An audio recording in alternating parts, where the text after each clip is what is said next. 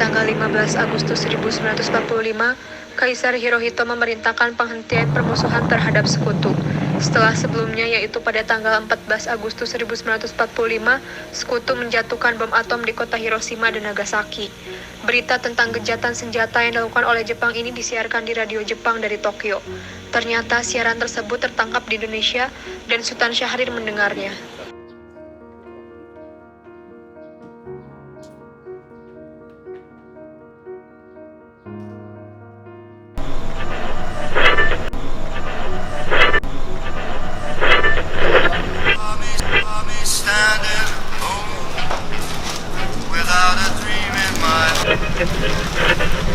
Designated Allied Supreme Commander to accept the surrender of the Japanese. He was met by Lieutenant General Eichelberger, commanding the 8th Army.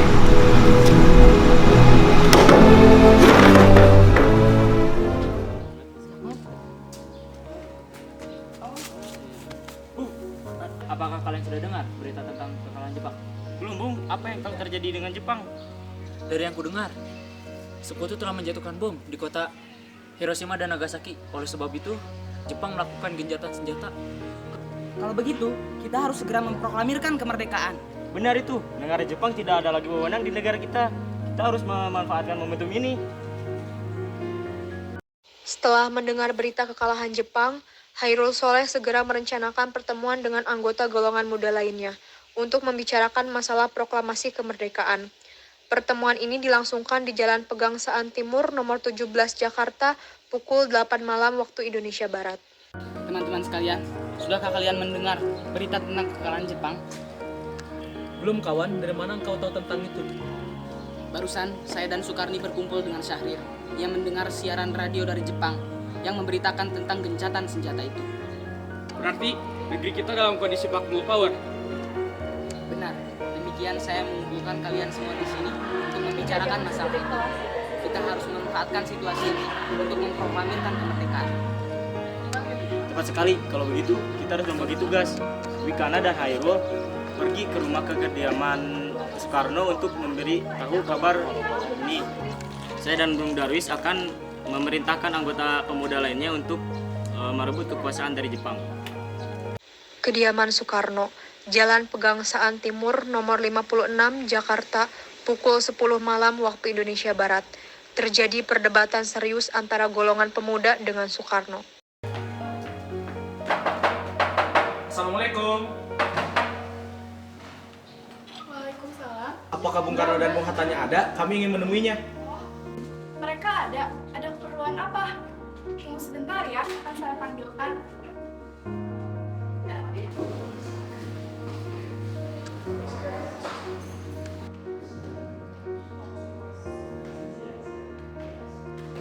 Bapak, di luar ada yang mencari. Mereka dari golongan muda. Oh iya Bu, ayo Bu.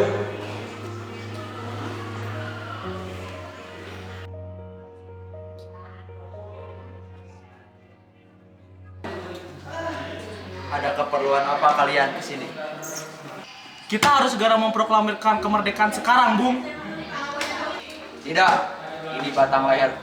Seretlah aku ke pojok itu sekarang. Potonglah leherku malam ini juga. Kamu tidak perlu menunggu esok hari. Tapi ini saat yang tepat, Bung. Jepang sudah kalah oleh sekutu dan tidak ada lagi kekuasaan di negeri ini. Mengapa harus menunggu? Rakyat sudah banyak menderita akibat penjajahan ini. Jepang adalah masa lalu yang kelam. Belum lagi kita harus menghadapi Belanda yang hendak kembali untuk menguasai negeri ini. Jika saudara tidak setuju dengan apa yang saya katakan dan mengira diri saudara telah sanggup untuk menopang kekuatan sendiri, lantas mengapa kalian datang kepada Soekarno dan memintanya untuk memproklamasikan kemerdekaan?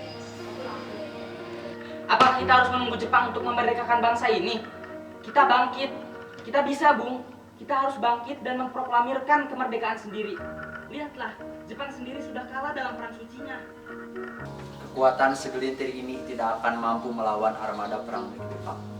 Coba kau perlihatkan kepadaku bukti kekuatan yang diperhitungkan itu. Apa tindakanmu untuk menyelamatkan wanita dan anak-anak jika terjadi pertumpahan darah? Bagaimana cara kita untuk mempertahankan kemerdekaan? Coba kau bayangkan bagaimana kita bisa berdiri tegak di atas kekuatan sendiri. Semakin cepat kita memproklamasikan kemerdekaan, semakin cepat pula kita mengakhiri penderitaan rakyat. Inilah yang kita tunggu-tunggu, Bung. Baiklah, tapi berikan kami waktu untuk berunding sebentar.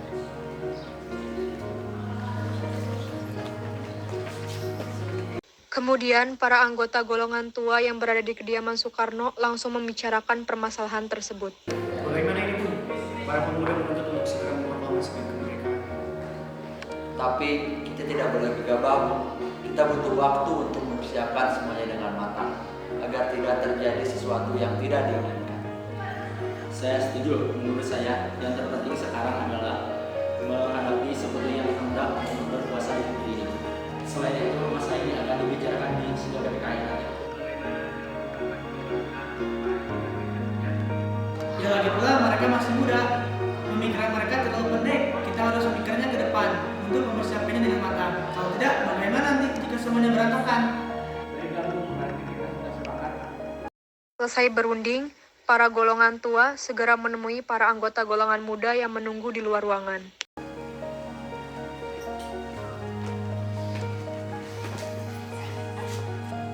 Setelah kami berunding tadi, kami memutuskan untuk tidak tergesa-gesa dalam mengenai hal proklamasi kemerdekaan ini. Hal ini akan kami rundingkan kembali pada sidang PPKI nanti. Dengan berat hati mendengar keputusan tersebut, para pemuda pun meninggalkan kediaman Soekarno. Tetapi mereka tidak putus asa. Mereka pun menyusun strategi bagaimana membujuk Soekarno dan Muhammad Hatta untuk memproklamasikan kemerdekaan segera mungkin. Akhirnya mereka memutuskan untuk mengasingkan kedua tokoh itu ke Rengas Dengklok agar terhindar dari desakan pemuda dan pengaruh Jepang di Jakarta. Assalamualaikum. Waalaikumsalam.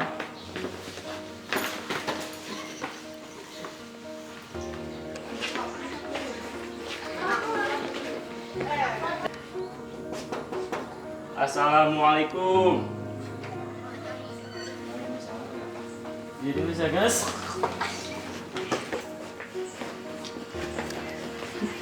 Hilangnya Soekarno dan Muhammad Hatta secara misterius pagi itu menimbulkan kepanikan di kalangan para pemimpin di Jakarta. Peristiwa ini baru diketahui oleh Mayor Ahmad Subarjo pukul 8 pagi waktu Indonesia Barat. Apakah kamu tahu keberadaan Soekarno dan Bung Hatta? Maaf, saya tidak tahu, Bung. Tunjukkan keberadaan mereka sekarang. Dan aku akan menjamin keselamatan kalian saat di Jakarta nanti, dan aku akan menjamin kemerdekaan di hari esok nantinya. Akankah Anda bersumpah untuk itu? Anda bisa percayakan kepada benar. Baiklah, saya akan menunjukkan tempatnya di Rengas Dengklok. Oh, Ina.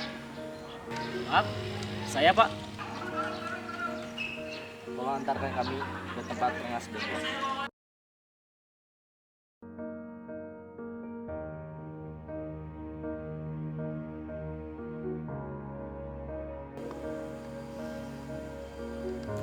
Nah, jelaskan sekarang mengapa saudara sekalian membawa kami ke sini. Maafkan pelancangan kami, Bung. Ini demi keselamatan Anda. Kami ingin membicarakan masalah proklamasi kembali. Bukankah tempo hari sudah kami katakan pada kalian bahwa masalah kemerdekaan ini akan kami bahas dalam sidang PPKI nanti? Memang benar, tadi kami berpendapat, mengapa harus menunggu dimerdekakan oleh Jepang? Mengapa harus menunggu hasil sidang PPKI? PPKI itu bentukan dari Jepang. Kita harus memproklamasikan tanpa ada campur tangan dari Jepang. Pendapat itu benar, namun kita masih terlalu dini untuk memproklamasikan kemerdekaan. Bagaimana bila perkataan Jepang tentang kemerdekaan bangsa kita hanya janji manis belaka?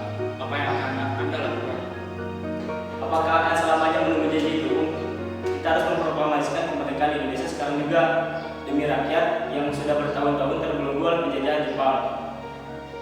Oleh karena itu, mereka berhak bebas dan sekaranglah saatnya. Tenang, saudara sekalian. Mari bicarakan semuanya. Tidak perlu ada ketegangan, oke? Karena Bung Hatta, ikuti saya.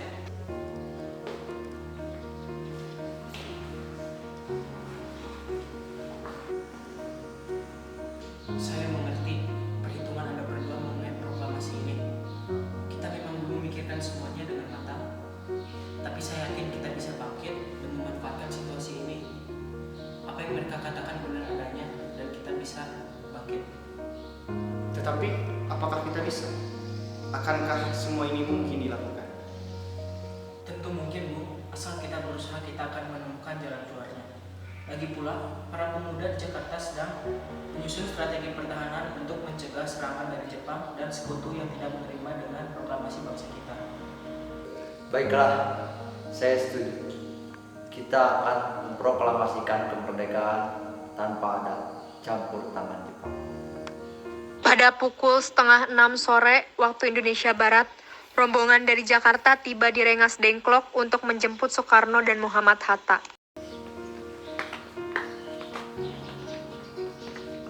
Baiklah, kita setuju. Kita akan memproklamasikan kemerdekaan tanpa ada campur tangan Jepang. Jika mungkin, kita akan melaksanakannya esok hari. Selesailah perundingan di Rengas Dengklok. Semua anggota golongan tua maupun muda kembali ke Jakarta untuk membahas lanjut rencana proklamasi kemerdekaan tanggal 17 Agustus 1945. Bagaimana kita membicarakan naskah proklamasi untuk mendeklarasikan kemerdekaan kita? Kita perlu tempat untuk membahasnya, Bung. Namun hari sudah malam dan Jepang tak mungkin untuk mengizinkan kita membahas tentang rencana ini. Apalagi jika mereka tahu bahwa rencana ini adalah rencana proklamasi. Saya punya ide, bagaimana kita minjam rumah perwira Jepang Laksana Maeda.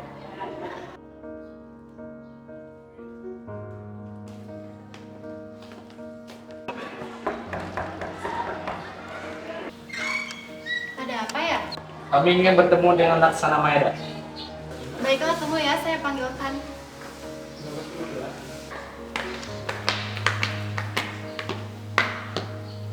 Ada apa kalian datang ke sini?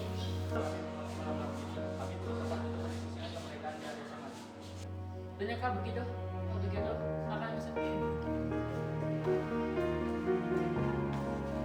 Saya turut berbahagia mendengar kabar ini. Kalau begitu, gunakan hal ini sebagai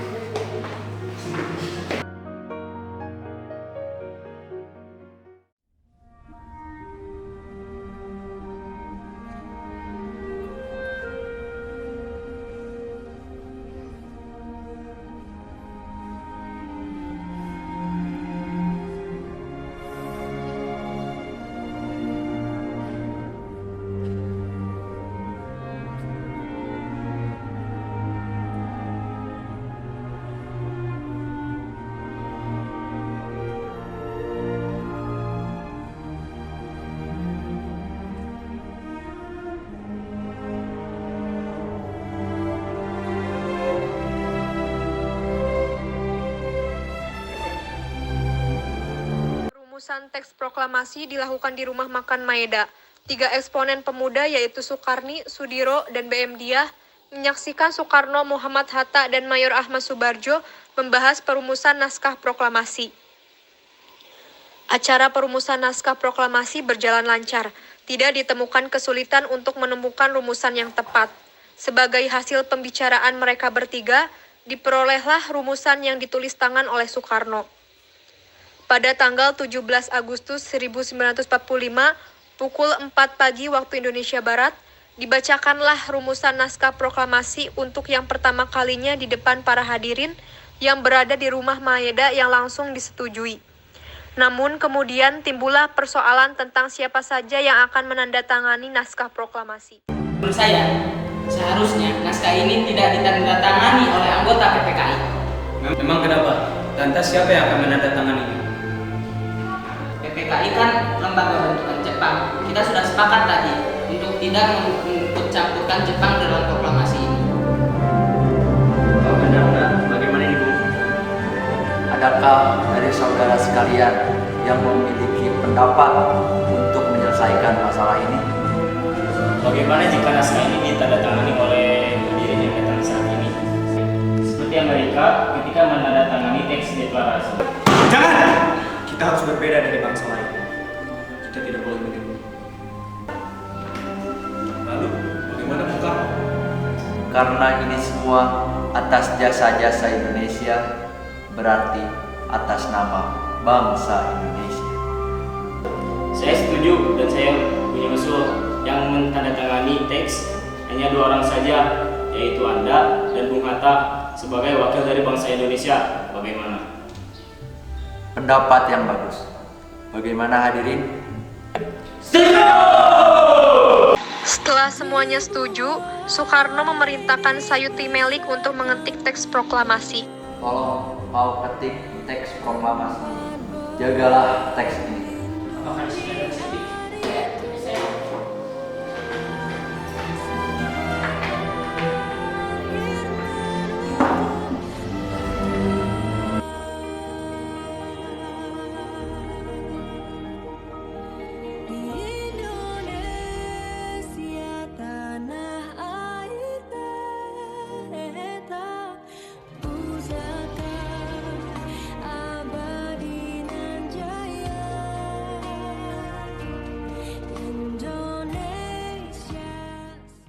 Sayuti Melik pun mengetik teks tersebut. Semua persiapan proklamasi rampung pada pukul 4:30 pagi waktu Indonesia Barat. Lalu semua hadirin pulang ke rumah masing-masing dengan perasaan gembira. Kemudian para pemuda mengirimkan kurir-kurir untuk menyampaikan bahwa saat proklamasi telah tiba. Mereka juga mengatur pelaksanaan penyiaran berita proklamasi kemerdekaan. Menyebarkan beberapa pamflet ke penjuru Jakarta dan sekitarnya. Pengeras suara diusahakan adanya. Semua dilakukan agar rakyat dapat turut menyaksikan momen paling berharga untuk bangsa Indonesia. Pada saat yang sama, Soekarno dan Ibu Fatmawati sampai di kediaman mereka dan berbincang sejenak. Alhamdulillah semuanya berjalan dengan lancar. Terima kasih Ibu sudah menemani saya di saat yang dibahas pikiran. Iya, terima kasih Gusti Allah yang telah memberikan jalan pada bangsa kita untuk memproklamasikan kemerdekaan. Oh iya Pak, apakah Bapak sudah mempersiapkan bagaimana besok proklamasi berlangsung? Sudah, kita akan melaksanakan upacara bendera yang nanti akan diiringi lagu Indonesia Raya karya Ibu Supratman. Bukankah kita belum punya bendera? Lantas bagaimana? Ya ampun, Bapak sampai lupa. Ya sudah Bu, bagaimana kalau ibu saya yang menjahitkan bendera? Tapi Ibu tidak punya kain Pak.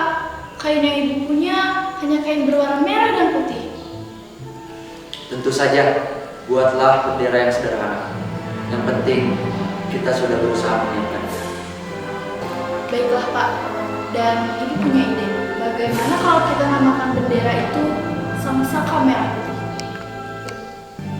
Ide yang bagus, bendera pusaka Sang-Saka yang berwarna merah putih menjadi Sang-Saka Merah Putih. Brilian. Ya sudah, sebaiknya Bapak bersiap sana menyusun pidato yang akan Bapak bacakan. Baiklah.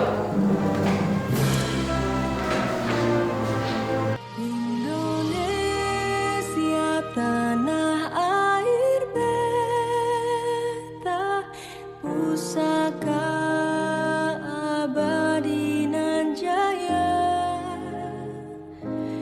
Indonesia sejak dulu kala tetap dipuja-puja bangsa.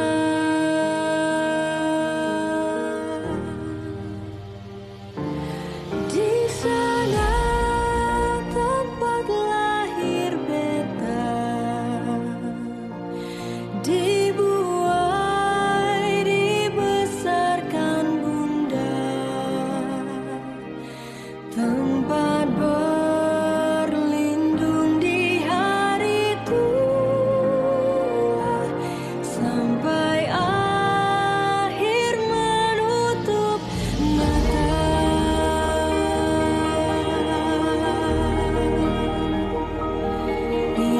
Indonesia tanah air beta, pusaka abadi nan jaya. Indonesia sejak dulu kala tetap dipuja-puja bangsa.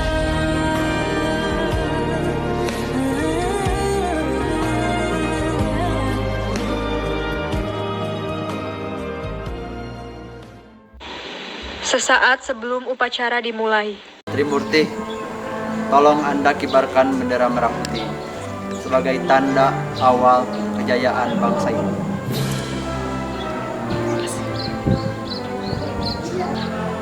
Siap, Bung. Saya akan menyuruh anak didik saya untuk mengibarkannya.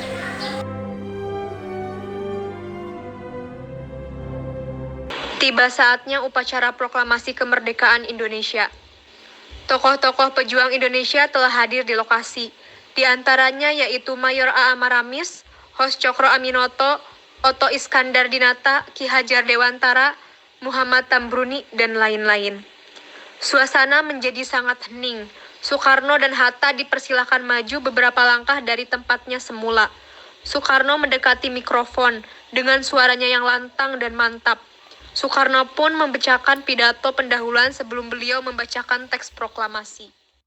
Saudara-saudara sekalian, saya telah meminta saudara hadir di sini untuk menyaksikan peristiwa yang maha penting dalam sejarah bangsa kita. Berpuluh-puluh tahun kita, bangsa Indonesia, telah berjuang untuk merdeka. Bahkan telah beratus-ratus tahun lamanya gelombang aksi kita tidak putus dalam berjuang untuk memerdekakan negara ini.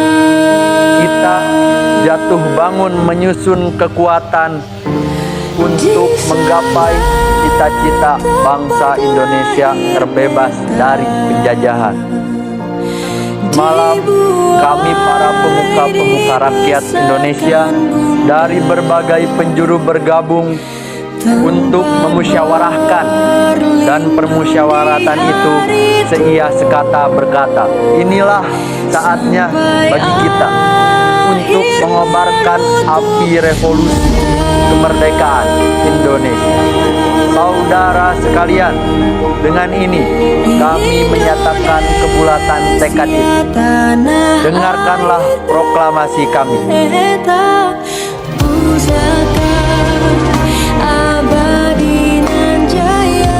Proklamasi kami, bangsa Indonesia, dengan ini menyatakan kemerdekaan bangsa Indonesia.